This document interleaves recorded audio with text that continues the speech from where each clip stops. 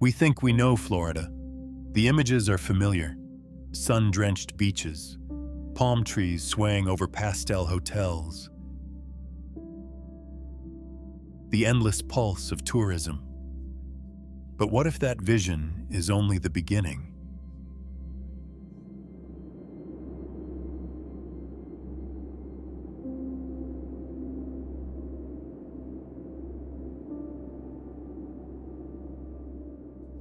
Beneath the neon lights and manicured boardwalks lies something deeper, older, wilder.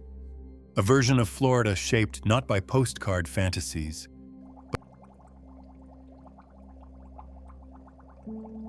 but by time, erosion, and evolution. A place where rivers move so slowly they forget where they came from.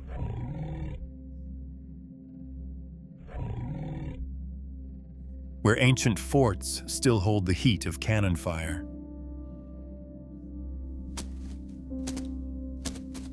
And where creatures from the age of dinosaurs still slip between the reeds unnoticed. To truly see Florida, we must look beyond the surface and descend into its hidden wonders. In the far south, where the mainland breaks apart into fragments of limestone and coral, lies the Florida Keys, an archipelago suspended between sky and sea. Here, the ocean isn't just a backdrop. It's an architect, sculpting underwater canyons and coral gardens from currents and salt. Offshore, the waters shimmer with turquoise clarity, but beneath the surface lie graveyards of forgotten vessels. Shipwrecks, encrusted with fire, coral, and sea fans, rest quietly among parrotfish and angelfish. Each wreck tells a story of trade, of ambition, of storms that once ruled these waters. Threading the islands together is the Florida Keys Overseas Highway, a ribbon of concrete stitched across the ocean. It rides atop the ruins of a once mighty railway, battered by hurricanes and reclaimed by engineers. Bridges span the waves, offering glimpses into a world where mangroves, manatees, and dolphins coexist. But not all the marvels of the Keys lie underwater. On the scattered islands in the scrub and forest roams the key deer, a miniature subspecies of the white-tailed deer. Delicate and alert, these deer navigate islands by swimming, surviving on rain puddles and dew. They are shy and endangered, but when seen, they seem almost mythical, like forest spirits in a land made of sea. And at the very end of this chain, where the land dissolves into the horizon, sits Key West. Once a hub for wreck salvagers and smugglers, Key West evolved into a refuge for writers, artists, and free spirits. Its wooden cottages, built on porous limestone, now stand as quiet sentinels of a town forever on the edge, of the sea, of the country, of imagination.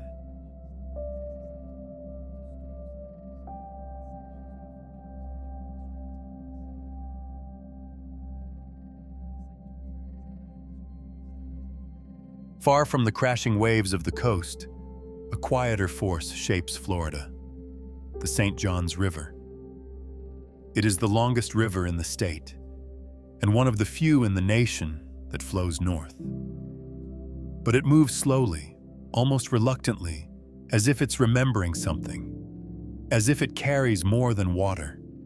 Its marshes and lakes stretch like mirrored sky across the flat land. Here, time feels different. Trees lean into the current. Egrets stalk shadows. Cypress knees rise like fossilized flames from the water. For millennia, the St. Johns served as a highway for indigenous peoples, a path for traders, and a refuge for life shaped by flood and drought. Feeding into this river are the springs that define Central Florida's soul. At Alexander Springs Recreation Area, water bubbles up from the earth in shimmering clarity, pouring into creeks that weave through subtropical forest. Every drop feels ancient, filtered through limestone, cooled in darkness, and released into light. The water here is alive. You can see it in the dart of a fish, the flick of a turtle's shell, the soft bend of submerged grasses. Visitors glide across the surface in canoes, but just below, an entire ecosystem pulses in silence. And then there is Rainbow Springs State Park, a place where water doesn't just flow, it glows. The sunlight refracts through mineral-rich springs in hues of emerald and sapphire. Trails wander past waterfalls, artificial but somehow fitting. Once built as an attraction, the springs are now a sanctuary, a testament to nature's resilience when given space to breathe. Together, these waters form the arteries of Florida's hidden body, clear and timeless.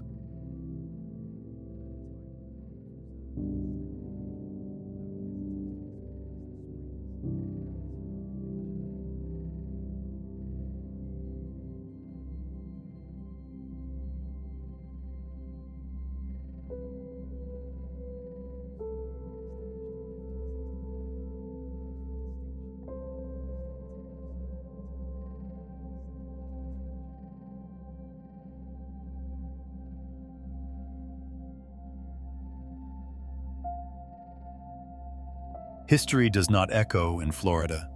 It stands solid, in stone. In the city of St. Augustine, the air feels older than the buildings. Cobblestone streets wind past coquina walls, each block a fossilized memory of crushed shells and salt. Here stands the Castillo de San Marcos, the oldest masonry fort in the United States. Its star-shaped bastions rise with purpose, facing the sea. Built from coquina, a material that absorbs cannon fire rather than shattering, the fort was a marvel of resilience, both engineering and symbolic. Within these walls, Spanish soldiers once kept vigil, their uniforms soaked in humidity, their eyes scanning the horizon for sails. Later, the Castillo became a prison, its stone chambers holding native leaders and military captives. It has seen flags change, empires collapse, and the slow tide of tourism seep through its gates. To the south, along a quieter stretch of coastline, stands Fort Matanzas National Monument, a smaller sibling, but no less significant. It once guarded the river mouth with cannons aimed at enemy ships. But now, its battlements are silent, moss creeping across its stone, shadows lingering in its watchtower. And yet, the forts endure. They do not shout their stories. They whisper them, to the wind, to the waves, to anyone who chooses to listen. Not far inland, the past takes another shape in St. Augustine Historic District. Here, Spanish colonial and Mediterranean revival structures line narrow avenues, many rebuilt after fire and conflict. Churches, cemeteries, and courtyards hide under shade trees, each corner a scene from a world half forgotten. St. Augustine is not just the oldest European settlement in its region. It is a layered palimpsest of conquest, religion, resistance, and survival. And as the sun casts long shadows across its stone, one truth remains. To walk these streets is to walk through centuries.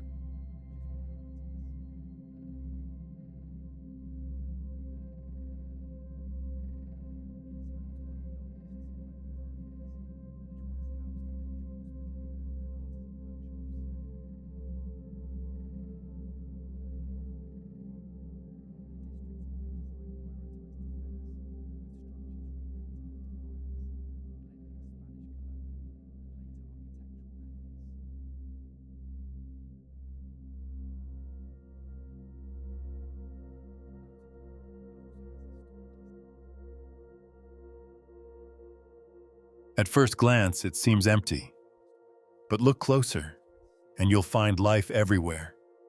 Everglades National Park is not a swamp. It is a slow, sprawling river, so vast and shallow it appears motionless. A living mosaic of marshes, sawgrass plains, cypress domes, and mangrove forests. It is here that the term River of Grass was born, not as poetry, but as ecological truth. The water trickles from Lake Okeechobee, spreading out in a sheet so wide it swallows the horizon. What seems still is always moving, always breathing. The Onhinga Trail, a short boardwalk path, offers a front-row seat to this living world. Onhingas, often mistaken for snakes when swimming, peer through the water with dagger-like focus, spearing fish in a flash. Their wings stretch wide to dry under the sun, motionless yet elegant. Nearby, the purple gallinule steps delicately across lily pads, its long toes dispersing weight like a dancer in slow motion. Vivid in color, yet elusive, it moves with caution and confidence. When threatened, it vanishes with a sharp call into the reeds, but no creature commands more respect than the American alligator. Masters of stillness, they lie half-submerged, sensing, waiting. With eyes above water and ancient instincts below, they detect the slightest ripple, the softest vibration. When they strike, it is silent and sudden. In drier seasons, these reptiles dig gator holes, reservoirs of life that sustain birds, fish, and amphibians when the marsh recedes. What seems like survival becomes stewardship. In their own prehistoric way, alligators tend the Everglades. Then, high above the reeds, flashes of pink.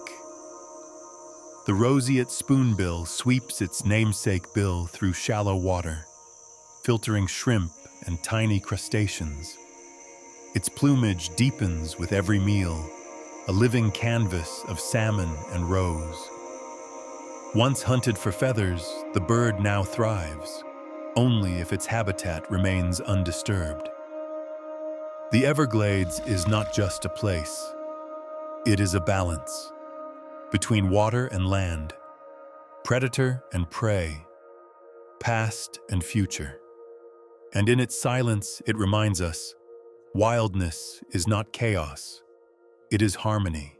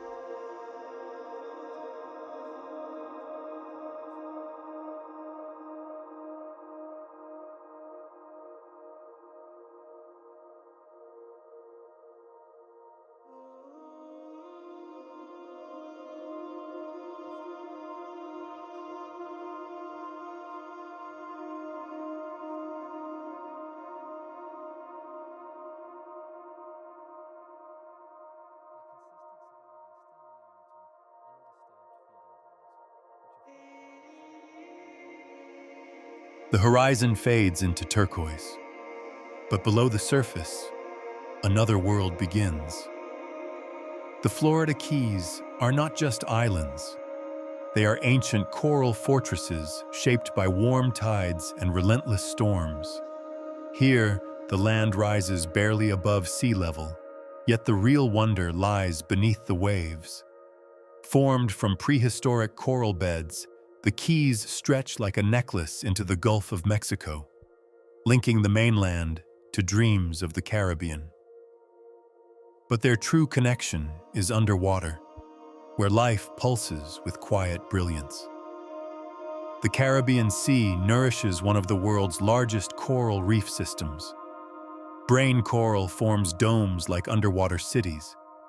Sea fans wave in slow motion, catching sunlight and drifting nutrients. Juvenile fish find refuge here, hidden from predators by the reef's maze-like embrace. The water teems with color and motion, parrotfish nibbling at stone, barracuda drifting like silver shadows, and rays gliding across sandy bottoms. The warm currents of the Gulf Stream bring life, and at times, danger. Storms brew quickly. Ships are lost easily. The reefs have claimed hundreds. And yet, from ruin comes opportunity. For centuries, shipwrecks meant treasure. The 1800s gave rise to the wrecking industry. Men who patrolled these waters, salvaging goods from stranded vessels. The business was lucrative, even brutal. Many towns were built from the bones of the sea, but time reshapes all things. Today, divers explore these underwater graveyards not for gold, but for wonder. Coral now grows on rusted hulls. Schools of snapper pass through shattered decks. What once was commerce has become sanctuary. Above the reef, the Florida Keys Overseas Highway stitches the islands together with a ribbon of road and steel. Built on the ruins of an old railway destroyed by storm, the 42 bridges, including the famed 7 Mile Bridge, link past to present. On clear days, the sea on both sides mirrors the sky. You are surrounded, not by ocean, but by reflection. A moment suspended between two blues. In the Keys, the surface is only a suggestion. At the southernmost tip of the continental United States lies a city once ruled by the tide. Key West, now a haven for tourists and storytellers, began as a city of wreckers, men who earned fortunes retrieving cargo from doomed ships. Its name echoes with tales of pirates, storms, and maritime survival. Here, every building stands on coral bedrock. Every breeze carries salt and memory. The historic wooden cottages of Key West are perched on stilts, raised not by design, but necessity. The land cannot absorb water, and so it rises. Imported soil once filled gardens. Now, flora grows in boxes and barrels, adapting like the people who live here. Life on this island has always been about resilience. From sponge warehouses to cigar factories, Key West's identity shifted with the tides. First a port, then an industry hub, now a cultural retreat. Museums now house the voices of those who once braved the sea or penned stories beneath the shade of palm fronds. One species, however, defines the island's quiet struggle: the key deer. Smaller than their mainland relatives, they swim between islands to escape danger, foraging on red mangrove shoots and rare berries. Freshwater is scarce, so they sip rain puddles and dew. Despite their adaptability, car collisions have devastated populations, prompting wildlife crossings and protected zones. Even the most hidden creatures here must negotiate with modernity. And as the sun sets over Mallory Square, casting orange fire into calm sea, you begin to understand what Key West truly is. Not the end of the road, but the beginning of something quieter, older, and more enduring.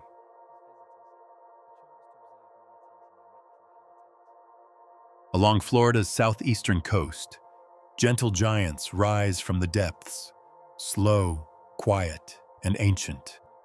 The manatees of Manatee Lagoon are drawn to warm waters near outflow channels, a refuge when the air turns cold. Their massive bodies move with surprising grace, floating like shadows beneath the surface. They spend most of their lives grazing on seagrass and aquatic plants, gliding silently through shallow bays and spring-fed lagoons. Their eyes are small, their pace unhurried, but their presence profound.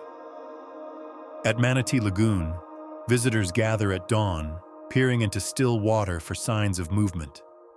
A ripple, a nose, then a full body appears, gray, scarred, and breathing the same air we do. Each scar tells a story: collisions, close calls, near extinctions. They are not only survivors, but indicators. When manatees gather, it means the waters are still safe. When they vanish, it means something is lost. Educators here speak softly, out of reverence. Programs teach conservation, showing how these creatures, vulnerable to boats and shrinking habitats, need human guardianship to endure. They ask little of us, just space, quiet, and cleaner water.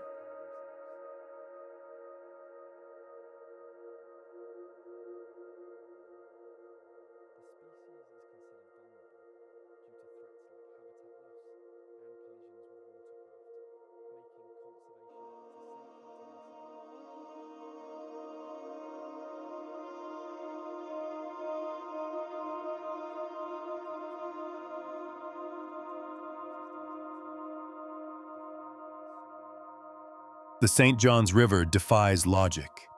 It flows north, not south, cutting its own path through the heart of Florida.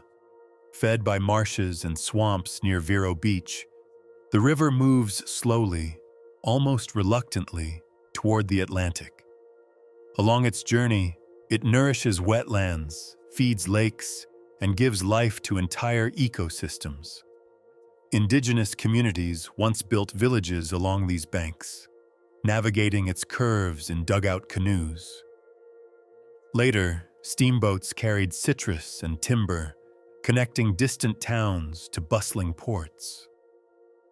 The river has always meant movement, but also connection. Today, airboats skim across its surface, offering glimpses into a prehistoric world. Alligators sunbathe on floating logs. Wading birds stalk shallow reeds. Cypress knees rise like sentinels from the water. But the St. Johns is not immune to time. Fertilizer runoff has fed algal blooms. Overdevelopment has threatened shorelines. Conservationists now fight to restore what's been damaged by planting marsh grasses, filtering pollutants, and protecting tributaries. The river is slow, but it remembers. And as its waters continue their ancient climb northward, they carry with them echoes of all who once depended on its gentle flow.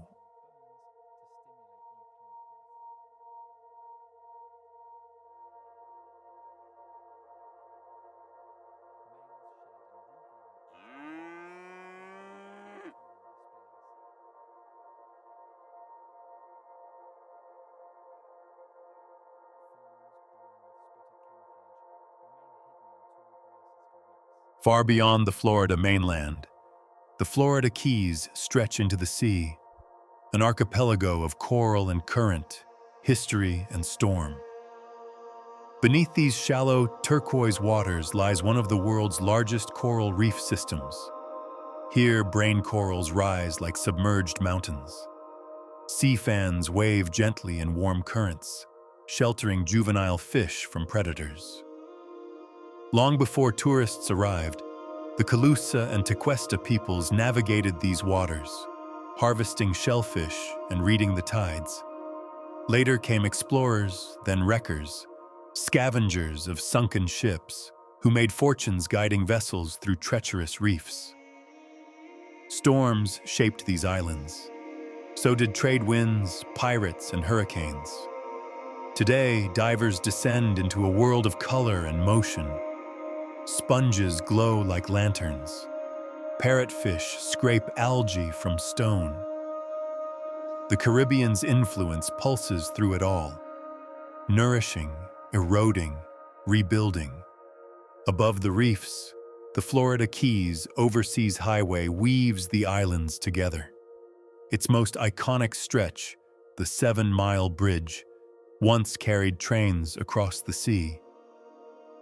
Now it carries memories of engineering triumphs and storms survived.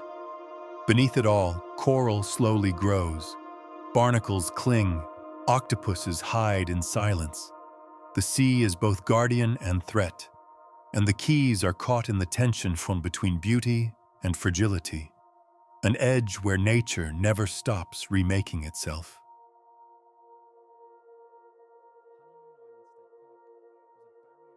Between the rivers and the pine woods, there is a place where fire and water coexist. In Honeymoon Island State Park, the scent of salt mixes with pine. Osprey nests crown the tallest branches, built of driftwood, moss, and seaweed. These raptors hover over the Gulf, their sharp eyes locked on fish near the surface. Then, dive, splash, and rise again, talons clenched. This barrier island once promised romance to honeymooners, its name a clever invention. Rustic cabins once stood here, before hurricanes carved it anew. Now it is wild again. Beneath the trees, gopher tortoises burrow into sandy soil. Along the shore, oyster beds glint at low tide, filtering water with every breath. Controlled burns sweep across the landscape, charring brush, but feeding new life. Fire in this place is renewal. From the high nests to the quiet tides, this land is shaped by cycles of wind, water, flame, and flight. Each spring, the sky fills with calls. Ospreys return, rebuild, and raise the next generation. Some nests are decades old, passed down like heirlooms. In the balance of survival and rebirth, Honeymoon Island reminds us, paradise isn't always found. Sometimes it is made and remade by wind and fire.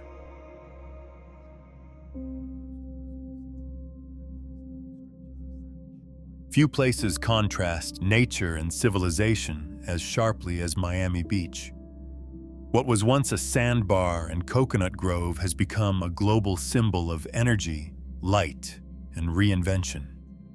Yet beneath the glamour, its foundation tells another story.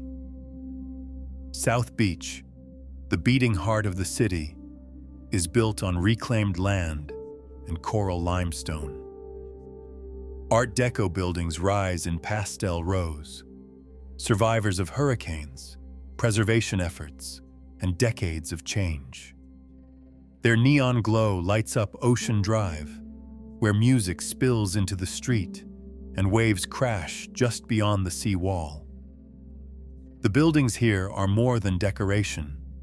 They are resilience turned to stone. Each curve and color reflects an era, one born from disaster, rebuilt with intention. After a hurricane flattened much of the area in the 1920s, developers turned to modernity, and what they created became iconic. But this coastline is still fragile. As tides rise and storms grow stronger, sand is pumped, walls reinforced. Engineers and ecologists work side by side, trying to hold back the inevitable. Meanwhile, life moves fast. Beneath palm trees, between nightclubs, along beaches where sea turtles still come to nest. In Miami Beach, style hides struggle, beauty masks effort, and the future depends not just on image, but on endurance.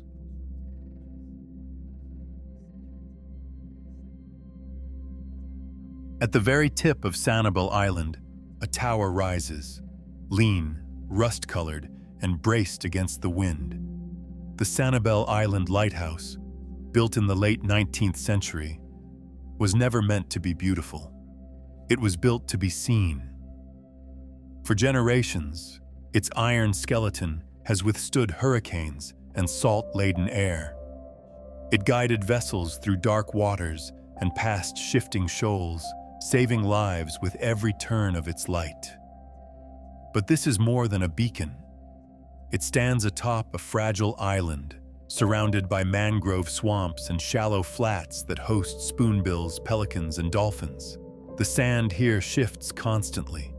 The sea reshapes the land after every storm. The lighthouse watches. It has seen the rise of tourism, the growth of resorts, and the long battle between preservation and development. It has witnessed nature reclaim what people thought was theirs to keep. Here, in the meeting place of land, sea, and story, the past remains visible and vulnerable, and the light still shines.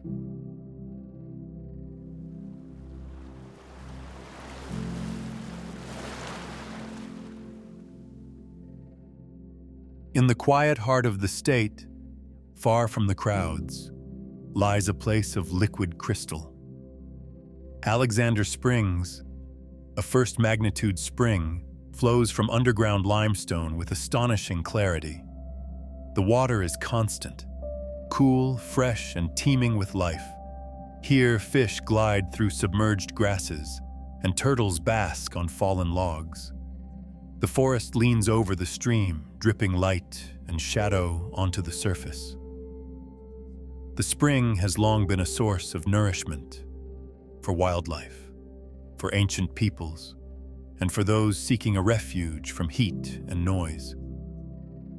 Early settlers camped near its shores. Today, hikers follow trails that wind through cabbage palms and longleaf pines. But the water is the heart, feeding a creek that carves its way through the Ocala National Forest. The spring flows in silence, unaware of its value. Beneath the surface, sandy boils shimmer like molten silver, revealing the source of life itself. Protected now, but not untouched, Alexander Springs reminds us that clarity, true clarity, can still be found, if we're willing to go slow.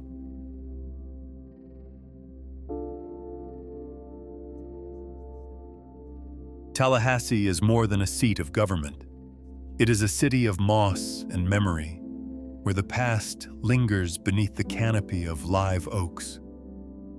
As Florida's capital, it carries the weight of decisions made in white halls and quiet chambers.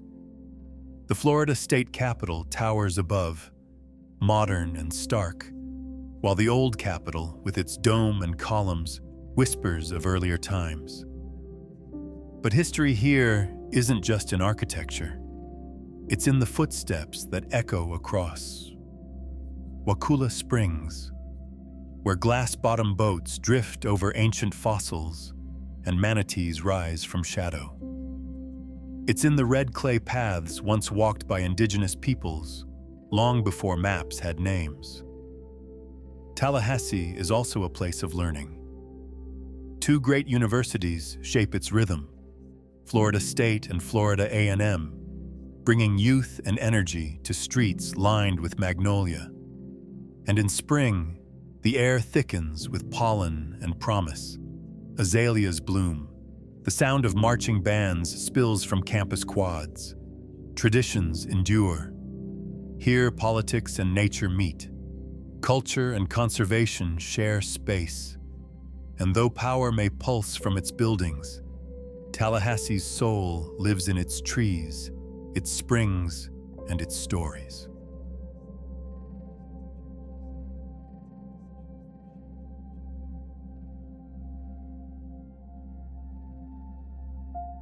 Just off the southeastern edge of the mainland, Biscayne Bay stretches wide and shallow, a mirror of the sky, broken only by mangroves, manatees, and coral reef. It may look like a calm coastal lagoon, but this bay holds battles between growth and protection, between pollution and restoration, between the city and the sea. For centuries, its waters have sustained life. Dugout canoes once slipped through these mangrove channels, guided by indigenous hands. Later came cargo vessels, then pleasure boats, and now the pressure of millions living nearby. Urban runoff clouds its once clear shallows. Rising seas threaten its barrier islands. But still, the bay endures. Seagrass meadows sway beneath the surface, feeding sea turtles and sheltering newborn fish. Dolphins breach in the morning light. Pelicans dive with sudden grace. At Billbags Cape, Florida State Park, the old lighthouse stands watch at the bay's mouth, rebuilt, resilient, and rooted in coral rock. It has seen pirate sails and cruise ships, slave runners and kayakers. It reminds us that the shoreline is not just where the land ends. It's where history and nature collide, where every wave writes a new sentence in Florida's unfinished story.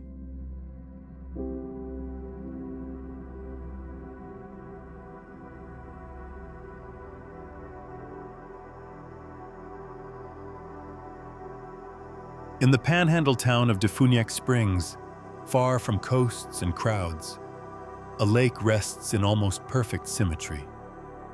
Lake Defuniak, round as a coin, still as glass. Formed by nature but seemingly drawn by hand, it holds its place among the few perfectly circular spring-fed lakes in the world. But its story is more than geology.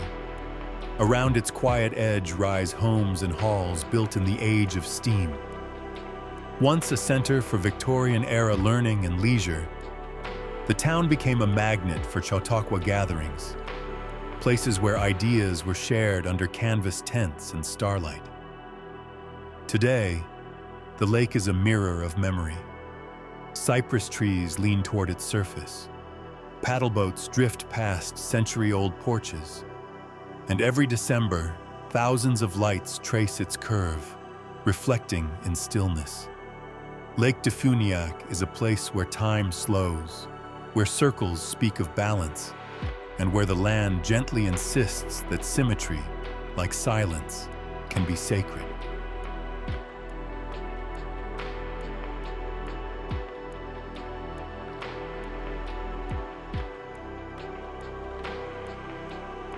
In the shadow of palm trees and storm clouds, Fort DeSoto rises from the sand like a forgotten relic. Once a coastal stronghold, its thick walls were built to defend against threats that never came. But time had other plans. Now part of Fort DeSoto Park, the fort stands not just as a monument to military pasts, but as a gatekeeper to one of Florida's richest marine environments. 5 barrier islands converge here, shaped by tidal forces and hurricanes.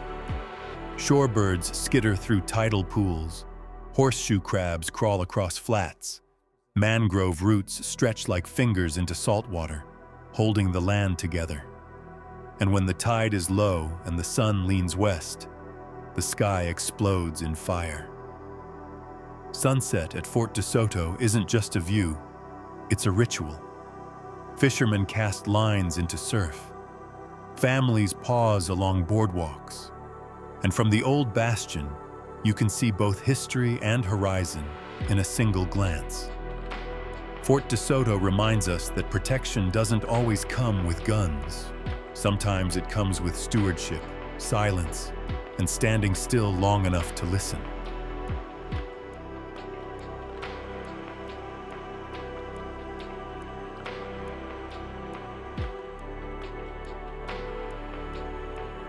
Florida is a place we think we know. Beaches, theme parks, palm trees swaying in the breeze. But these are only its reflections, bright surfaces that ripple and fade. Beneath them lies something deeper, a limestone heart soaked in freshwater springs, a coastline carved by storms and struggle, a wilderness where reptiles never left the age of dinosaurs, and where birds blaze the sky in hues more vivid than memory. This state holds its wonders close, hidden in the folds of mangrove roots, buried beneath centuries of salt and silence. From the coral keys of the south to the glassy lakes of the north, from urban murals blooming on warehouse walls to lighthouses braced against the endless sea, Florida is not a destination. It is a question of what remains when the crowds go home, of what stories emerge when we slow down and listen. These are not the places on postcards. They are the ones just beyond them, the hidden wonders that reveal themselves only when we're ready to see.